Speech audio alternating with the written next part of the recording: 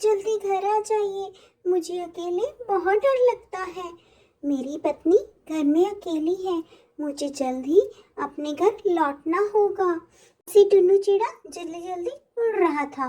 बारिश तेज होती जा रही थी कि अचानक ही एक पेड़ उस पर आ गिरा और टुन्नू चिड़े की मौत हो गई। टुन्नू जी अभी तक घर नहीं लौटे, मैं जरा बाहर देख कर आती हूँ। ऐसा सोचकर रानू चिड़िया घर से बाहर चली जाती है। तभी उसके घर की छत भी गिर जाती है। रानू बहुत बुरी तरह से डर जाती है। हे भगवान, अगर मैं घर के अंदर होती तो अभी तक मर जाती। ऐसा करती हूँ, एक पेड़ के नीचे बैठ जाती हूँ। फिर रानू चिड़िया एक पेड़ के नीचे बैठकर अपने पति का इंतजार करती है, पर उसे क्या पता टुन्नू तो कब का मर गया, वो कहाँ वापस अब आने वाला है। काफी देर बीत जाती है, लेकिन टुन्नू चिड़ा घर नहीं आता और रानू के पेट में भी दर्द शुरू हो जाता है। हे प्रभु, ये कैसा कठिन समय है। मेरे पति भी मेरे पास नहीं है। अगर टुन्नू जी यहाँ होते तो मेरे लिए एक घोंसला बना देते। यही सोचकर रानू पत्तों का एक घोंसला बनाती है और उसमें वो अपना एक अंडा देती है। कुछ देर बाद बारिश भी रुक जाती है। रानू चिड़िया, आप अंडे के साथ खुले में क्यों बैठे हो? टुन्नू चिड़ा कहाँ है? कालू भैया, टुन्नू जी सुबह के गए हुए हैं, अभी तक घर नहीं लौटे। बारिश भी रुक गई है, आप मेरी मदद करें। अपने अंडे को छोड़कर नहीं जा सकती। चिड़िया, तुम यही घोंसले में ही रहना, मैं टुन्नू को ढूंढ के लाता हूँ। कालू कौआ टुन्नू चिड़े को ढूंढने चला जाता है। उसे टुन्नू की लाश मिलती है, जिसे देखकर वो सोचता है, अगर मैंने अभी रानू को इसके बारे में बता दिया तो रानू ने अभी अभी तो अंडा दिया है, इस गम से रानू कहीं मर ही ना जाए। मैं ऐसा करता हूँ, जब तक रानू के अंडे से बच्चा नहीं निकलता मैं उसे टुन्नू की मौत के बारे में नहीं बताऊंगा। यही सोचकर कालू रानू के पास वापस चला जाता है। कालू भैया, टुन्नू जी कहाँ है? रानू चिड़िया, मैंने उसे सारे जंगल में ढूंढ लिया, पर टुन्नू मुझे कहीं नहीं मिला। लगता है बारिश के कारण किसके घर की पनाह लेकर बैठा है वो। शायद आप ठीक कह रहे हैं। अच्छा चिड़िया, अब तो तुम्हारा घर भी नहीं रहा, कब तक इस घोंसले में रहोगी? पता नहीं कालू भैया, भगवान को क्या मंजूर है। चिड़िया बहन, तुम मेरे साथ मेरे घर चलो। जब तक तुम्हारे अंडे से बच्चा नहीं आ जाता तुम मेरे साथ ही रहना। कालू उसको अपने साथ घर ले आता है। कालू की पत्नी गौरी दरवाजा खोलती है। कालू जी, आप इस चिड़िया को यहाँ क्यों लेकर आए हो? गौरी, ये क्या बात हुई? पहले अंदर तो आने दो, मैं तुझे सारी बात बता दूंगा। चलो चिड़िया बहन, अंडे को आराम से रख दो। को देखकर गौरी को तो बहुत गुस्सा आ रहा था। कालू ने उसे खाने को दाना भी दिया, पर गौरी को ये बात हजम नहीं हो रही थी। वो साइड पे ले जाकर कालू से पूछती है, हाँ बताओ कालू, क्या हुआ, क्यों इस चिड़िया को घर ले आए? गौरी, इस रानू के साथ बहुत बुरा हुआ है। इसके पति की बारिश के कारण मौत हो गई और इसने अभी अभी अंडा दिया है। इसका घर भी टूट गया। मैंने इसको कुछ नहीं बताया, इसलिए इसे चुपचाप घर ले आया। ठीक है कालू, पर ज्यादा दिन मैं इस चिड़िया को घर नहीं रहने दूंगी, पहले से ही बता रही हूँ तुम्हें मैं। चिड़िया भी गौरी का स्वभाव को जानती थी। गौरी बहन, मुझे बहुत भूख लगी है, थोड़ा खाना मिलेगा? हाँ चिड़िया, मेरा कालू तुम्हारे लिए ही तो जंगल जा जा के दाने लाता है, उसे तो सारा दिन और कोई काम ही नहीं, तुम्हारा ही तो पेट भरना है उसे। हाँ हाँ, पर तुम तो फ्री के खाते रहो, तुम्हारा क्या है? गौरी इस तरह चिड़िया को खूब सुनाती, लेकिन चिड़िया बिल्कुल खामोश ही रहती। वो बस अपने पति टुन्नू को याद करती रहती। टुन्नू जी, आप कब आएंगे? मुझे आपकी बहुत याद आती है। हमारे अंडे में से बच्चा भी निकलने वाला है, जल्दी मेरे पास लौट आए। इस तरह से कुछ दिन निकल गए और चिड़िया के अंडे से बच्चा भी बाहर आ गया। कालू भैया, आपका बहुत बहुत शुक्रिया। देखिए, अब मेरा बेटा भी बाहर आ गया है मेरे अंडे से। अब मैं चलती हूँ। आपका शुक्रिया। बहन, अभी अभी तो आपके अंडे से आपका बेटा बाहर आया है। अभी ये बहुत छोटा है, इसे कोई ना कोई चील खा जाएगी अगर आप यहाँ से जाएंगी तो। आप यहीं पे रहो। हाँ चिड़िया, कालू जी सही कह रहे हैं। मैं तुम्हारे बेटे का पूरा ध्यान रखूंगी जब तक ये बड़ा नहीं हो जाता। मेरे साथ जाकर भोजन ले आया करना। ठीक है गौरी बहन। ऐसा कहकर कालू और चिड़िया रोज खाना लेने जंगल की ओर निकल जाते और गौरी घर में रहकर उसके बेटे का ध्यान रखती। अच्छा हुआ, अब चिड़िया भी हमारे लिए दाना लेकर आया करेगी। अरे भैया चलो इस दिशा में चलते हैं, यहाँ पे दाना जरूर मिल जाएगा। नहीं नहीं चिड़िया बहन, हमें यहाँ पे कोई दाना नहीं मिलेगा, वापस चलते हैं। उस दिशा में टुन्नू की लाश थी, इसलिए कालू उसे जाने से रोकता था। थोड़ी देर बाद कालू और रानू उसी जगह पर पहुंच जाते हैं जहाँ टुन्नू की मौत हुई थी, जिसे देखकर रानू बहुत रोती है। चिड़िया बहन, टुन्नू मर चुका है, मुझे माफ करना, मैंने आपसे ये बात छुपाई क्योंकि आपने अभी अभी अंडे को जन्म दिया था, इसलिए मैं आपका दिल नहीं तोड़ना चाहता था। मुश्किल से कालू चिड़िया को वापस घर लाता है। कालू भैया आपका बहुत बहुत शुक्रिया, आपने मेरी बहुत ध्यान रखा, पर अब मुझे सच्चाई का पता लग चुका है, अब मैं टुन्नू जी के बिना रहना सीख लूँगी। इसी तरह सोचते सोचते रानू ने घास की रोटियां बनानी शुरू कर दी, जो सब जंगल वालों को बहुत पसंद आई और इसी से उसने अपना घर भी बना लिया और वो खुशी खुशी रहने लगी। प्यारे बच्चों, अच्छाई का रास्ता हमेशा अच्छा ही होता है। अगर तुम मुझसे शादी नहीं करोगी तो मैं नदी में कूदकर अपनी जान दे दूंगा। पहले अपनी शक्ल देखिए कालू कौवे, पंख देखो कैसे काले कलूट है। फिर यही बता दूं कि तुम कैसे कौवे से शादी करोगी। मैं तो ऐसे कौवे से शादी करूंगी जिसके पंख सुंदर हो, रंगीन हो, लाल पीले हरे नीले हो। सुनकर कालू कौवा सोच में पड़ जाता है और फिर उस कौवी से कहता है, मैंने कई दिनों से नहाया नहीं है, इसलिए मेरे पंख काले हो गए हैं। मैं अभी जाकर नदी में नहा के आया, फिर तुम देखना मेरे पंख। और इतना कहकर कालू कौवा वहाँ से चला जाता है और एक पहाड़ी पर बैठकर यह सोचने लगता है कि वह अपने पंख कैसे रंग बिरंगी करे। कालू कौवा यह सब सोच ही रहा था कि तभी वहाँ उसका पुराना दोस्त उल्लू आया। अरे दोस्त कालू, किन सोचों में खोए हुए हो? कहीं तुम्हें किसी कौवी से प्यार तो नहीं हो गया?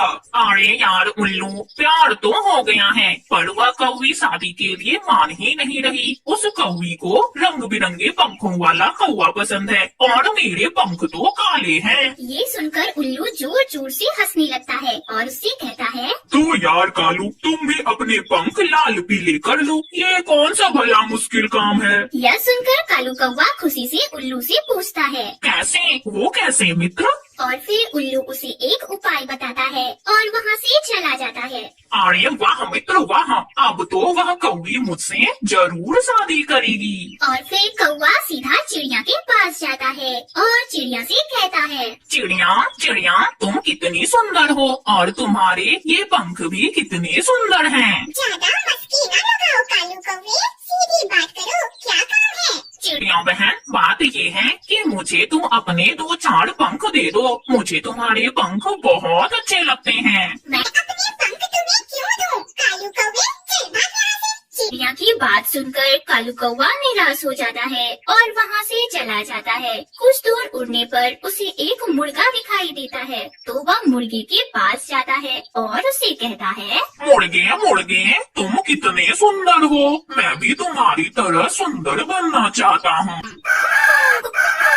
अरे कौवे, तुम ठहरे काले कालूटी और मैं हूँ रंग बिरंगा, तुम मेरी तरह रंग बिरंगे नहीं बन सकते। कुकड़ुकू। अभी तो मुर्गे, मैं तुम्हारे पास आया हूँ, तुम अपने कुछ पंख मुझे दे दो और फिर मैं तुम्हारे पंख अपने पंखों के ऊपर गम से लगा लूंगा और फिर मेरे पंख भी रंग बिरंगे हो जाएंगे।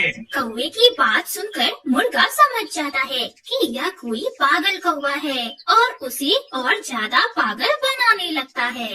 अरे कौवे, तुम एक काम करो, मेरे लिए मकई के कुछ दाने लेकर आओ। मैं जब मकई के दाने खाकर अपने पंख फड़फड़ाऊंगा तो मेरे कुछ पंख नीचे गिर जाएंगे, फिर वे पंख तुम ले लेना। कालू कौवे को यह बहुत आसान लगता है, इसलिए कालू कौवा जल्दी से मुर्गे से कहता है, मैं अभी मकई के दाने लेकर आता हूँ। हाँ हाँ, जल्दी जाओ और जल्दी आना दोस्त, मेरी मुर्गी मेरा इंतजार कर रही होगी। और फिर कालू कौवा मकई लेने के लिए चला जाता है। कालू कौवे को पता था कि उसे मकई कहाँ से मिलेंगे, तो वह चुपके से किसान के खेत में घुस जाता है, जहाँ पर मकई की फसल पककर तैयार हो चुकी थी। अब तो मुर्गे के पंख मुझे मिल जाएंगे। एक काम करता हूँ, पहले मैं कुछ खा लेता हूँ, उसके बाद मैं मुर्गे के लिए लेकर जाऊंगा। और ऐसा सोचकर कालू कौवा मकई के दाने खाने लगता है। जब उसका पेट भर जाता है तो वह एक भुट्टा अपनी चोंच में दबा लेता है और फिर कालू कौवा मकई का भुट्टा लेकर मुर्गे के पास पहुंच जाता है। मुर्गे, मैंने अपना वादा पूरा किया, अब जल्दी से ये मकई के दाने खाओ और मुझे अपने कुछ पंख दे दो। मैं अभी तुम्हें अपने पंख देता हूँ। मुर्गा मजे से मकई के दाने खाता है और खाने के बाद वह जोर जोर से बोलने लगता है और उसके बोलने से उसके कुछ पंख टूटकर नीचे गिर जाते हैं। ये लो कौवे, मेरे कुछ पंख, अब तुम भी इन पंखों को लगाकर मेरी तरह सुंदर बन जाओ। और फिर कौवा खुशी खुशी उन पंखों को लेकर वहाँ से भाग जाता है। रात में कौवा अपने घोंसले में बैठा पंखों को दूसरी तरफ रखकर कहता है, अब मैं कल तोते के पास जाऊंगा और उससे कुछ पंख ले लूंगा और फिर सारे पंख अपने पंखों में लगाकर मैं बहुत सुंदर बन जाऊंगा। फिर तो गोरी मुझसे शादी कर ही लेगी। और फिर ऐसा सोचते हुए कालू कौवा सो जाता है। अगली सुबह भी हो जाती है और कालू कौवा जगकर मिट्ठू के तलाश में निकल पड़ता है। मिट्ठू तोता तो अमरूद के बाग में बैठा अमरूद के मजे ले रहा था। कालू कौवा उसके पास गया और उससे बोला, मिट्ठू मिट्ठू, तुम कितने सुंदर हो। मुझे पता है कालू कौवे, कोई और बात बता। दोस्त, क्या तुम मुझे अपने कुछ पंख दोगे? मैं भी तुम्हारी तरह सुंदर होना चाहता हूँ। ये सुनकर मिट्ठू मन ही मन बहुत हैरान होता है और कौवे से कहता है, मैं तुम्हें अपने पंख तो जरूर दूंगा, पर इसके लिए तुम्हें मेरे घर की सफाई करनी होगी। कई दिन हो गए मैंने अपने घर में झाड़ू नहीं लगाया। मैं अभी कर देता हूँ। और फिर कालू कौवा मिट्ठू तोते के घर की सफाई करने लगता है और अच्छी तरह से साफ करके उसके घर को चमका देता है। यह सब देखकर मिट्ठू उसे अपने 2 पंख तोड़ कर देता है। कालू कौवे, तुम्हें जब भी मेरे पंख की जरूरत हो मेरे घर की सफाई कर जाना और उसके बदले मेरे पंख ले जाना। मुर्गे के पंख मिल गए और अब तुम्हारे भी। अब तो मेरा काम हो गया। और फिर कालू कौवा तोते के पंख लेकर वहाँ से चला जाता है। मिलाने में तोते और मुर्गे के पंख को अपने पंख के ऊपर अच्छी तरह से चिपका लेता है। अब तो मैं बहुत सुंदर दिख रहा हूँ। अब तो वह कौवी मुझसे शादी कर ही लेगी। और जल्दी से उड़ता हुआ कौवी के घर पर जाता है। कौवी अपने घर के अंदर बैठी हुई थी। कौवा बाहर बैठा उसे आवाज लगाता है, सुंदर कौवी, जरा बाहर तो आओ। बाहर आकर देखो, तुम्हारा शहजादा आ गया तुमसे शादी करने। कौवी कौवे की आवाज सुनकर घर से बाहर आती है। भूत भूत, अरे ये तो कोई भूत है, बचाओ। अरे नहीं नहीं सुंदर कौवी, मैं तो तुम्हारी जाति का कालू कौवा हूँ, मैं कोई भूत नहीं हूँ। शोर सुनकर कौवी के भाई भी वहाँ आ जाते हैं। भाई भाई, ये भूत मुझे डरा रहा है। ये सुनकर कौवी के भाई कालू कौवी की पिटाई करने लगते हैं और मुर्गे और तोते के पंख के साथ साथ उसके पंख भी नोच डालते हैं। बड़ी मुश्किल से कालू कौवा अपनी जान बचाकर वहाँ से भागता है। मैं मर गया। अरे जालिम कौवी, तेरे प्यार में मुझे ये दिन भी देखने पड़ गए। हाय। रानी चिड़िया को अपना घोंसला सजाने का बहुत शौक था। वे तरह तरह के फूलों से अपने घोंसले को सजाती। उसी जंगल में गौरी एक टूटे फूटे घोंसले में पेड़ पर रहा करती थी। वह रानों के घोंसले से बहुत जलती थी। रानों का घोंसला तो बहुत सुंदर है, मुझे भी ऐसा घोंसला चाहिए। मुझे बहुत जल्द इसका घोंसला हथियाना होगा। जैसे ही रानू अपने घोंसले से जाएगी, मैं उसके घोंसले पर कब्जा कर लूंगी। अगले दिन रानू जैसे ही अपने घोंसले को छोड़कर दाना लेने जाती है, वैसे ही गौरी उसके घोंसले में आकर बैठ जाती है। अब आएगा मजा। अब ये हुआ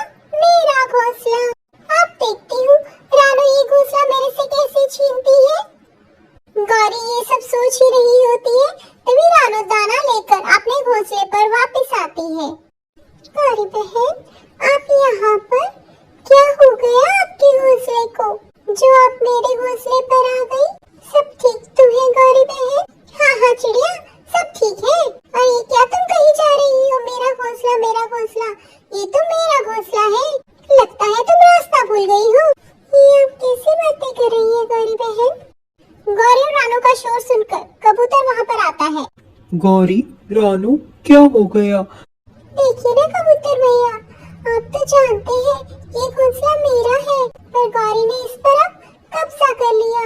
मैं गरीब कहाँ जाऊँ? बाप रे बाप, रानू तुम कितना झूठ बोलती हो, ये तो मेरा घोंसला है। आज सुबह ही मैंने अपने घोंसले को ताजे-ताजे फूलों से सजाया है। ऐसे लड़ने का कोई फायदा नहीं। तुम दोनों ऐसा करो, उल्लू महाराज के पास जाओ, अब वही तुम्हारी समस्या का हल करेंगे। कबूतर की बात मानकर गौरी और रानू उल्लू महाराज के पास पहुंचते हैं। महाराज की जय हो। उल्लू सरकार, अब आप ही हमारा फैसला करें। ये रानू चिड़िया मेरे से मेरा घोंसला छीनना चाहती है। अच्छा, तो ये बात है। वो घोंसला तुम्हारा है जिस पर रानू कब्जा करना चाहती है। ऐसा करो, तुम वो घोंसला खाली कर दो। ये आप कैसी बातें कर रहे हैं सरकार? वो घोंसला मैंने बहुत अपनी मेहनत से बनाया है, मैं ऐसे कैसे उसे खाली कर दूं? नहीं उल्लू महाराज, गौरी झूठ बोल रही है, वो घोंसला मेरा है। ऐसा करो, तुम दोनों वो घोंसला छोड़ दो और बदले में मेरे से बहुत सारे पैसे ले लो और किसी अच्छी जगह पर दोनों अपना एक एक घर बना लो। हाँ सरकार, यही ठीक रहेगा। इससे हमारा झगड़ा भी सॉल्व हो जाएगा और हमें एक एक घर भी मिल जाएगा। नहीं महाराज, मुझे अपना वही घोंसला चाहिए, मुझे पैसे नहीं चाहिए। लो, हो गया फैसला। वो घोंसला रानू का ही है, क्योंकि अगर वो घोंसला तुम्हारा होता गौरी, तो तुम उसे कभी ना बेचती। इसलिए खबरदार, आगे से रानू के घोंसले को अपना घोंसला कहा तो। शुक्रिया ऊपर वाले, तुमने मेरी लाज रख ली। अब ये घोंसले पर गौरी कभी कब्जा नहीं कर पाएगी, पर मैं गौरी को कभी माफ नहीं करूंगी। चिड़िया को इंसाफ मिल गया। ऐसे ही कुछ दिन आराम से बीत गए और चिड़िया ने एक अंडा दिया। चिड़िया अपने अंडे का खूब ध्यान रखती। आज मुझे दाना लेने जाना होगा, पर मेरा अंडा अकेला है। पर कोई बात नहीं, मैं जल्दी से घर लौटूंगी। यही सोचकर रानू अपने अंडे को अकेला छोड़कर दाना लेने चली जाती है। गौरी इसी मौके की तलाश में थी। जैसे ही रानू जाती है, गौरी उसका अंडा लेकर अपने घोंसले पर आ जाती है। वही रानू दूसरी तरफ अपने घर की ओर लौट आती है। मेरा अंडा कहाँ गया? मेरा अंडा कहीं उसे कोई चील तो नहीं खा गई? मुझे जंगल में ढूंढना होगा अपना अंडा। पहले मैं गौरी के यहाँ पर देखती हूँ। यही सोचकर रानू गौरी के घोंसले पर जा पहुँचती है। गौरी बहन, आप मेरा अंडा अपने घोंसले पर क्यों लेकर आई हो? तुम्हारा दिमाग खराब है क्या रानू? ये मेरा अंडा है, मैंने आज ही इसे जन्म दिया है और तुम्हारे पास क्या सबूत है कि ये तुम्हारा अंडा है? गौरी बहन, आप ऐसे नहीं मानेंगी, चलें फिर उल्लू महाराज के पास। यही सोचकर एक बार फिर दोनों उल्लू महाराज के पास जाते हैं। महाराज, ये मेरा अंडा है, इस बार मैं सच बोल रही हूँ, यकीन मानिएगा, ये मेरा अंडा है। रानू चिड़िया, क्या गौरी सच बोल रही है? तुम्हारा क्या कहना है? महाराज, ये मेरा अंडा है। एक बार फिर गौरी इस पर अपना हक जमा रही है। गौरी, अगर इस बार तुम झूठी निकली तो तुम्हें मैं बड़ी सजा दूंगा। तो मेरा ये फैसला है, इस अंडे को अभी के अभी तोड़ दिया जाए। हाँ सरकार, मुझे कोई इतराज नहीं है इस अंडे के टूटने से। कम से कम ये किसी के पेट भरने के तो काम आएगा। नहीं नहीं महाराज, ऐसा मत कीजिए, आप ये अंडा गौरी को दे दीजिए। कम से कम ये जिंदा तो रहेगा, मैं दूर से ही इसे देख लिया करूंगी। सुना गौरी तुमने? हाँ सरकार। तो मेरा ये फैसला है, ये अंडा है रानू का, क्योंकि एक माँ अपने बच्चे के लिए कुछ भी कर सकती है, लेकिन उसे मरने नहीं दे सकती। और अब तुम्हारी ये सजा है, जब तक रानू के अंडे से बच्चा बाहर नहीं आता, तुम्हें उसके लिए रोज दाना इकट्ठा करना होगा। इस तरह गौरी को उसके किए की सजा मिली। इसलिए दोस्तों, हमें किसी के साथ बुरा नहीं करना चाहिए।